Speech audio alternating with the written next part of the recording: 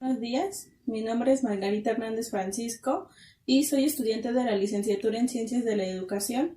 Esta es la presentación de mi proyecto final del análisis del libro Cartas a quien pretende enseñar. Es muy importante y mencionarlo que estoy emocionada debido a que este es uno de los últimos proyectos a lo largo de mi formación académica. Este libro nos aporta realidad de lo que un docente vive día a día. Daré paso a la explicación.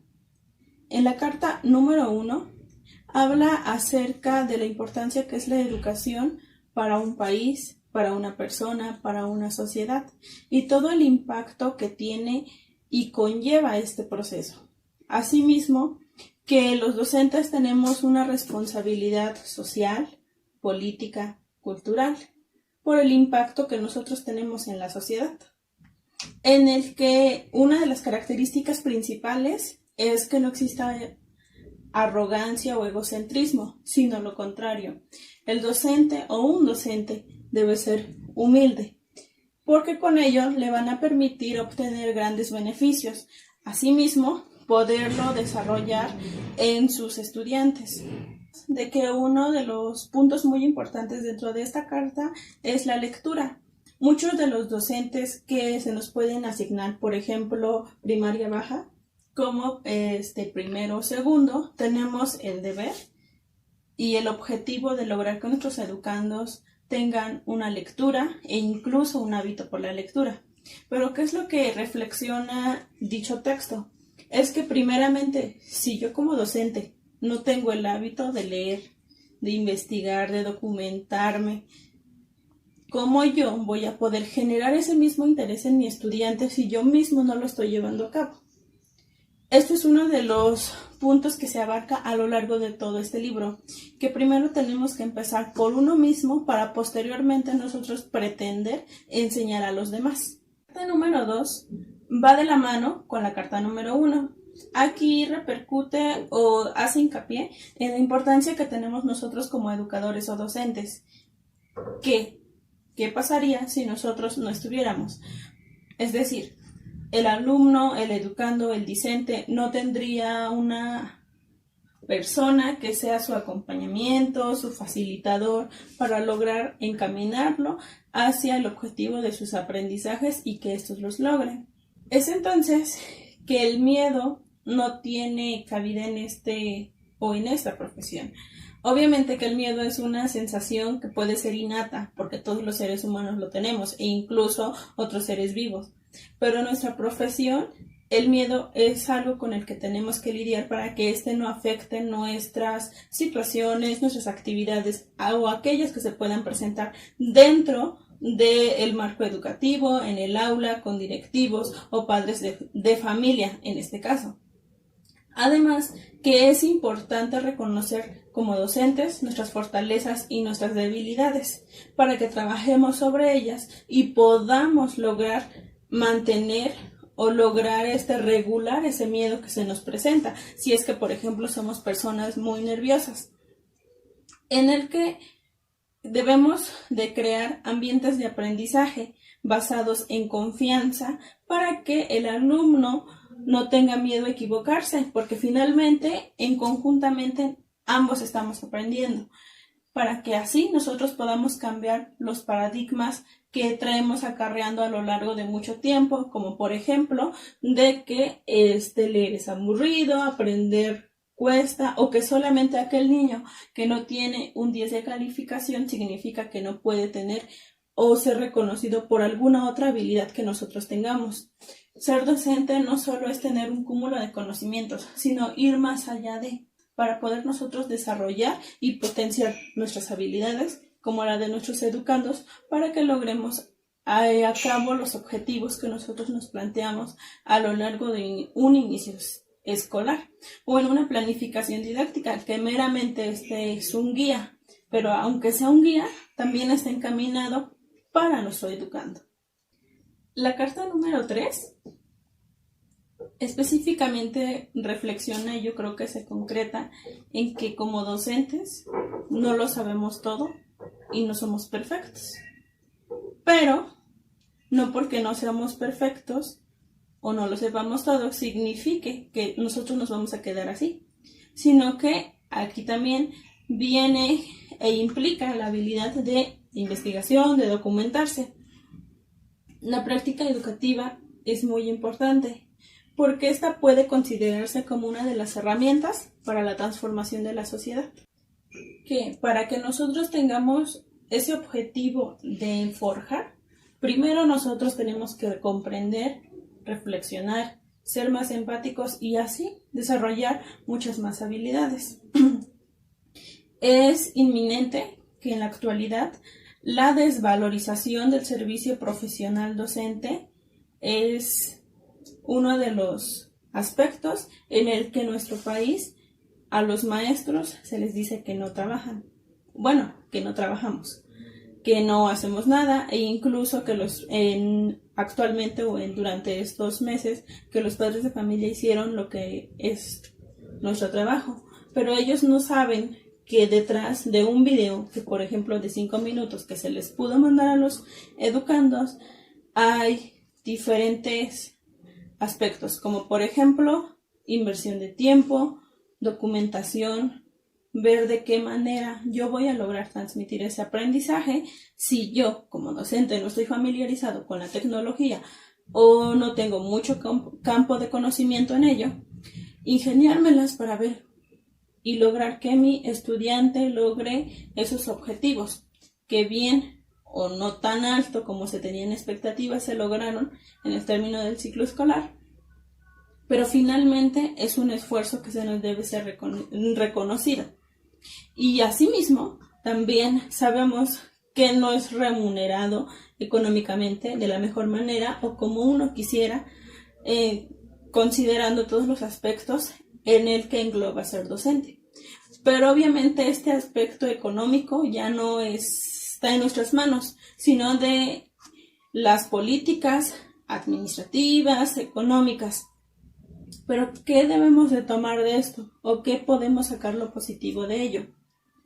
Principalmente no desmotivarnos, porque finalmente si estamos con un educando es por vocación y por amor. Es entonces que debemos de tomar esto como impulso o motivación para seguir luchando como docentes, como personas, como seres sociales en la transformación de una sociedad. Si bien hace falta mucho por hacer, pero sí podemos lograrlo. Hablando de este contexto en la sociedad, es importante que nosotros enseñemos a nuestros educandos a discriminar información. Por ejemplo, en el que las redes sociales están cobrando mucho campo en los niños, porque a temprana edad ya tienen un teléfono móvil, en jóvenes, adolescentes, enseñarles a discriminar a que todo lo que ven no es verdad, qué es lo verídico y qué no, e incluso en la televisión, que también es considerada un medio de comunicación masivo, porque con ello vamos a poder lograr hacer a personas más analíticas, más críticas, más reflexivas, que no solo absorban todo lo que les da la sociedad, sino que también tengan la capacidad de decir, ok, ya vi esto, pero sí, no concuerda con esto, entonces yo pienso que, porque solo así, nuestros educandos van a ser personas que puedan integrarse activamente en su sociedad, logrando ellos mismos también aportar algo muy importante. En la carta número 4 tiene como referente a que como docentes no solo somos personas que están enfrente a grupo y que tienen muchos conocimientos en el cerebro o en la memoria, sino que para que uno sea docente y efectivamente logre ser un buen docente, debe de existir y debe de tener ciertas cualidades. La principal, la humildad, anteriormente ya lo mencioné, y de los grandes beneficios que puede traer esta cualidad, que es, por ejemplo, desarrollar más la capacidad de escucha a nuestros estudiantes. Por ejemplo, o también lo podemos asociar cuando tenemos alguna dificultad y tenemos que recurrir a otra persona que a lo mejor tenga más conocimiento o más experiencia en dicha situación que yo a lo mejor no tanto. Aquí yo ya estoy desarrollando mi capacidad de escucha y también de sentir hasta cierto punto empatía, porque digo, bueno, no lo sé, pero a lo mejor esta persona sí y me va a ayudar. Y eso es como uno de los aspectos que en la actualidad, o a lo mejor se podría decir que el ser humano no está acostumbrado a. Tenemos esa cualidad, se podría decir, de que todo lo queremos hacer nosotros sin pedir ayuda o sin reconocer que a lo mejor no tenemos tanto conocimiento en ello. Con esto podremos lograr y desarrollar a personas que tengan más conciencia humana. La siguiente cualidad, y yo creo que es la más importante dentro del marco del docente, es la amorosidad. Y finalmente estamos con ellos por amor y pasión a lo que debemos hacer o a lo que estamos haciendo con ellos. En todo momento debe existir esa amorosidad con nuestros estudiantes. ¿Por qué? Porque ellos también sienten esa sensación de cuando uno está feliz, de cuando uno está enojado, de cuando uno en verdad le gusta lo que hace. Hemos dicho a lo largo de nuestra formación educativa como licenciados que una cosa son los problemas que tenemos en casa y otra cosa son los que tenemos nosotros en el aula. Es decir, de la puerta hacia afuera, los problemas se quedan allá. Del aula hacia adentro, yo solo soy para mis alumnos, dando lo mejor de mí. Este es uno de los aspectos que en la actualidad a muchos de los docentes se podría decir que se les está olvidando, porque tratan a los estudiantes como objetos o como robots o como máquinas e incluso los ignoran y solo están por cobrar un salario, cuando un verdadero docente no lo es así. La otra cualidad es la tolerancia. Esta es imprescindible porque estamos en constante interacción con alumnos, alumnas, jóvenes, padres de familia, que son de los factores muy elementales dentro del marco educativo, pero también son aquellos que entre más conflicto podemos tener con ellos, porque cada padre de familia tiene su propia personalidad, su forma de pensar y hasta incluso muchos nos pueden contradecir. Y es ahí cuando entra esta cualidad de, llega un padre de familia con un tono agresivo, viene a reclamarme algo, sí, lo escucho, pongo en práctica mi tolerancia para yo no caer en provocaciones y así yo ahorrarme conflictos, porque finalmente si el padre de familia viene a verme, yo tendré la capacidad de escucharlo atentamente, poder obtener la información más importante y sobre ello yo tal vez responderle o saber cómo abordar dicha situación. En los estudiantes, si yo ya desarrollé mi tolerancia como docente, en mis estudiantes también les va a permitir poder interactuar con las personas, porque nos ha pasado que en el mismo salón de clases existen grupitos, hay alumnos que no se llevan por las diferencias existentes. Entonces, con eso, yo le puedo enseñar que, sí tiene sus diferencias y tal vez no son de tu agrado, pero son compañeros, son personas, tendrán que trabajar de alguna u otra manera porque están en el mismo salón. La siguiente cualidad es la capacidad de decisión.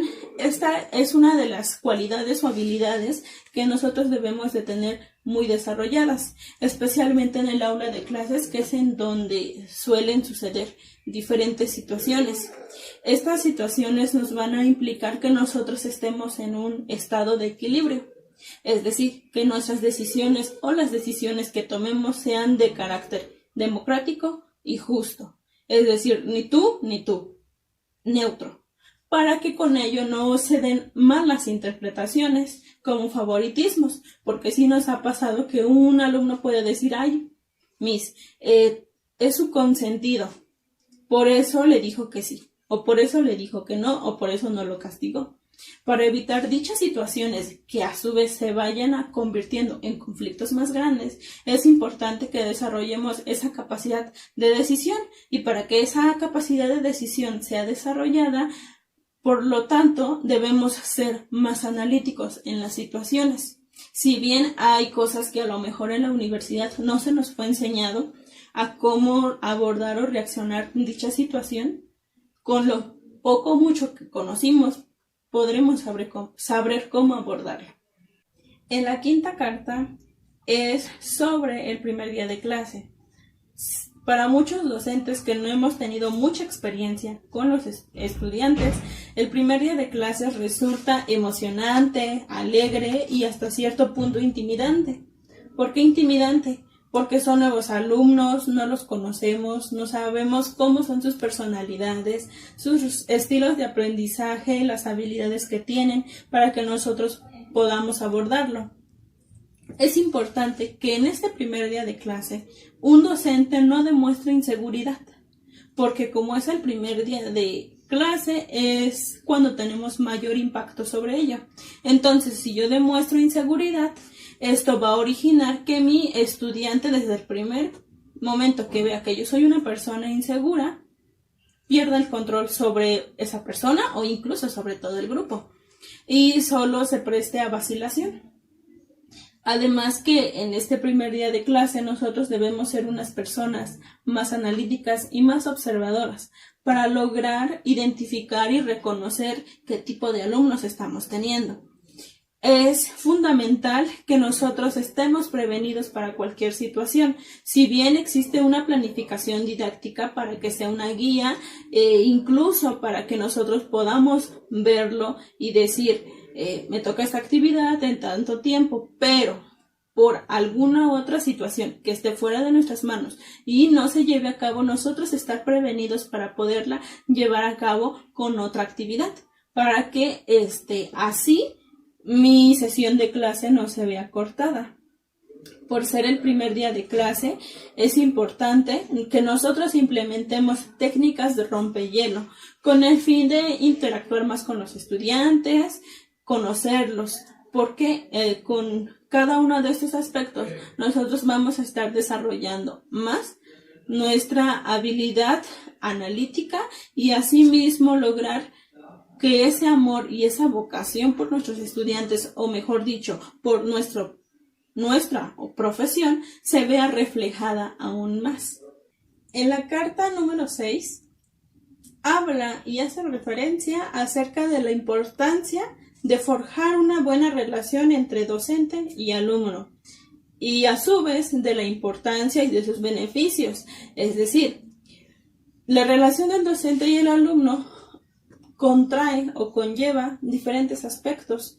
Primero, considerar hacia qué tipo de alumnos me estoy dirigiendo, grado, nivel, para que con ello yo sepa qué tipo de lenguaje voy a usar, para que sea el más adecuado, no sea muy técnico e incluso no se malinterprete como más allá de una relación entre docente y alumno, sino que se malinterprete una amistad y el estudiante se quiera llevar de cierta manera un poco más relajada con el docente.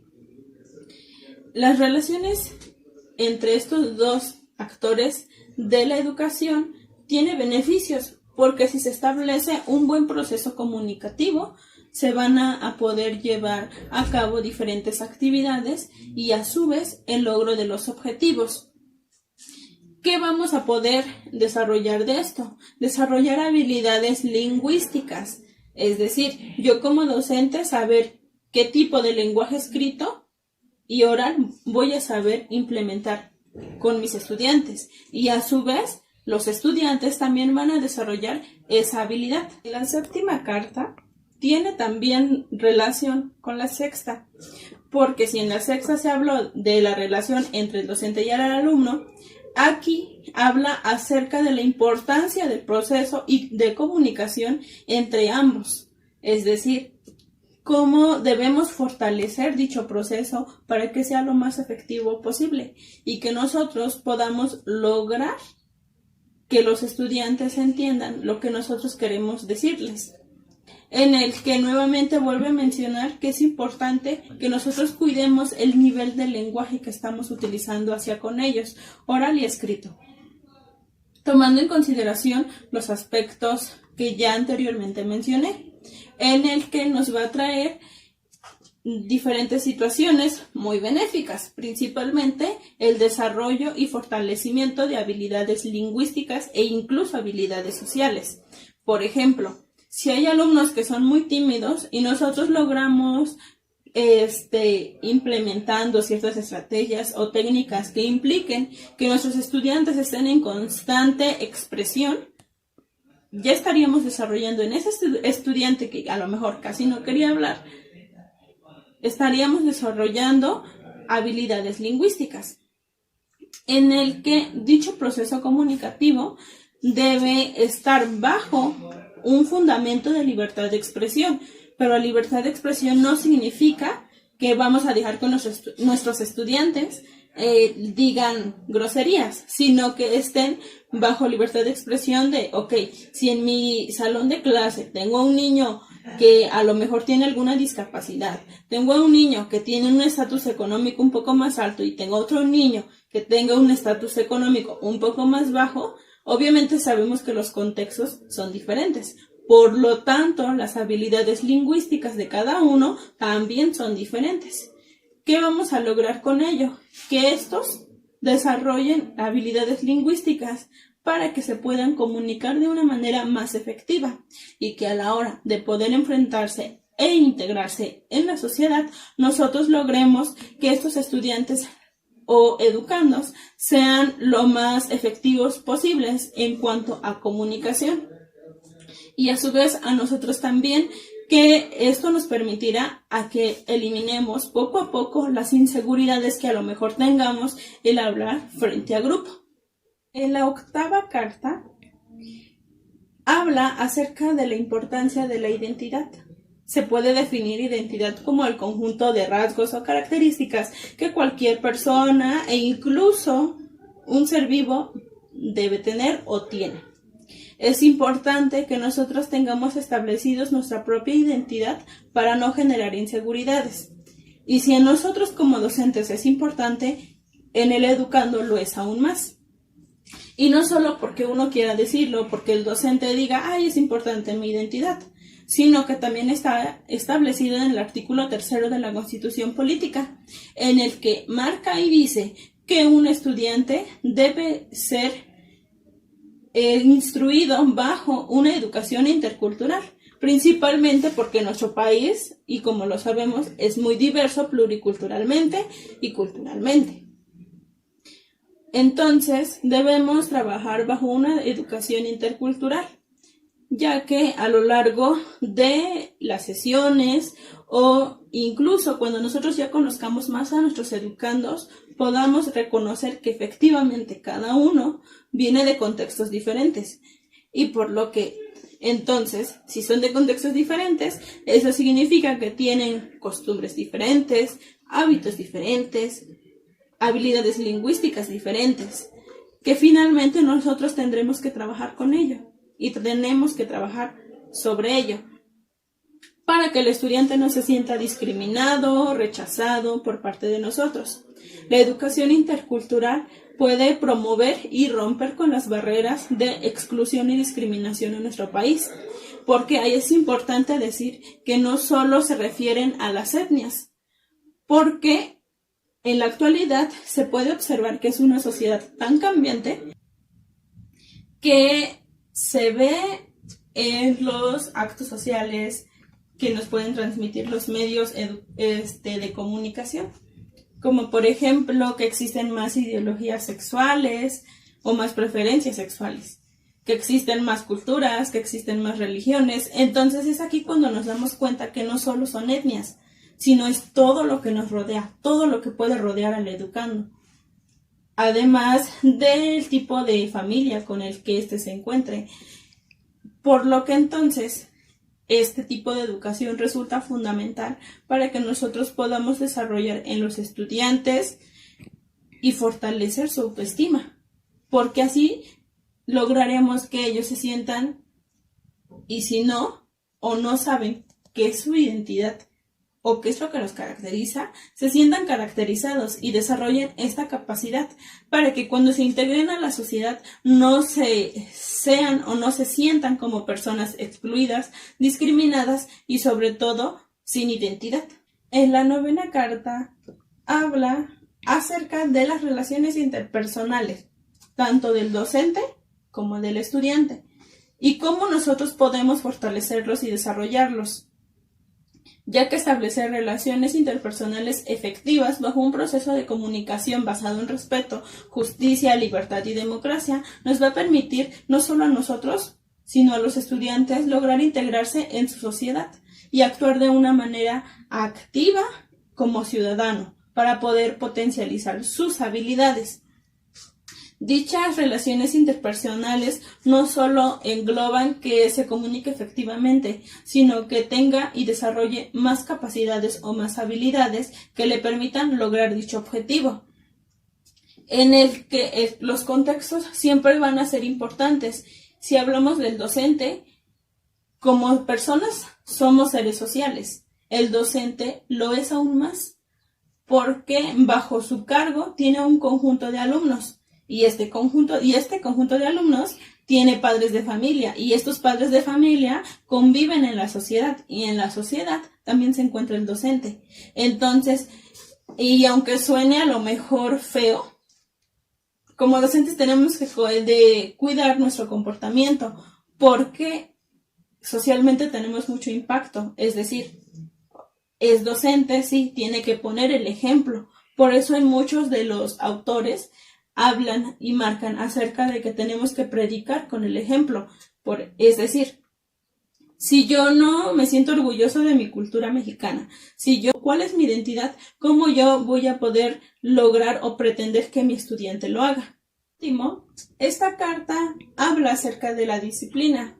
Este es uno de los aspectos que muchos de los docentes queremos desarrollar en nuestro aula. Pero al hablar de disciplina, podemos decir que se relaciona con responsabilidad. Más allá de las normas o reglas, es generar responsabilidad, y si el educando no lo lleva o no ha desarrollado dicho aspecto, nosotros debemos de desarrollarlo en ellos. Es decir, la disciplina nos tiene grandes beneficios, pero siempre tiene que estar sustentado bajo un conjunto de normas o reglas que generen un estado de equilibrio entre el docente y el alumno, para que se lleguen a cabo los objetivos, se logren los trabajos que el docente plantea al inicio de un ciclo escolar o incluso en una simple planificación didáctica. ¿Por qué es importante que nosotros desarrollemos la disciplina con nuestros estudiantes? Porque actualmente y lamentablemente en la sociedad existe una carencia de falta de disciplina en casa, incluso porque existen padres que no pueden marcar disciplina entre sus hijos, porque ya no son nuestros estudiantes, ya son responsabilidad de ellos, en calle o en algunos otros contextos. Y esta es una labor más que se echa a la carga del docente, que ahora no solo logremos desarrollar contenidos académicos o curriculares, sino que también les inculquemos disciplina, valores, hábitos que desde casa no traen. La conclusión final de este libro y de este análisis es que desde luego que hay mucho por hacer. Como docentes tenemos una gran carga de trabajo con nuestros estudiantes, con nuestra sociedad, con los padres de familia, con directivos, con compañeros de institución. Y este libro, como al inicio lo mencioné, trae contenidos, pero dichos contenidos no solo son teóricos abstractos, sino, como lo mencioné, aporta realidad, porque finalmente son estos aspectos con los cuales nosotros nos vamos a encontrar en nuestro día a día. Es nuestro pan de cada día, desarrollar dichas cualidades, abordar situaciones. ¿Qué es lo que yo puedo decir? Es que como docente o futura docente ya, lograr dar lo mejor de mí para poder aportar más a mi sociedad, para poder aportar a mis estudiantes. Si bien existen y tengo áreas de oportunidad, lograr trabajar para poder desarrollarlas y potenciarlas. Si no tengo un hábito, lograrlo establecer, porque ahora entiendo y comprendo que si quiero trabajar algo en ellos, primero tengo que trabajar en mí. Eso es todo y muchas gracias.